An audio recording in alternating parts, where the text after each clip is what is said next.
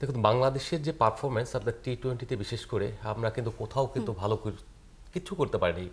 America এবং West ইন্ডিজের last যে বিশ্বকাপটা হলো সেখানে আপনার যে 3টা ম্যাচ জিতেছেন তাতেই বলছেন যে আপনার এটা হলো এই পর্যন্ত সেরা পারফরমেন্স। আপনাকে বিবেচনায় নেননি যে 20টার দল যখন খেলে তখন আপনি গ্রুপে যখন খেলেন তখন কিন্তু গ্রুপ ম্যাচ এবং সুপার এইট আপনি অটো উঠেন সুপার এইটে। আপনার মতো টেস্ট খেলুড়ে একটা দেশ এবং যারা প্রথম থেকে টি-20 খেলে আসছে 2006 সাল থেকে সেই দল 3টা ম্যাচ জিতেছে, এটা বড় কিছু না।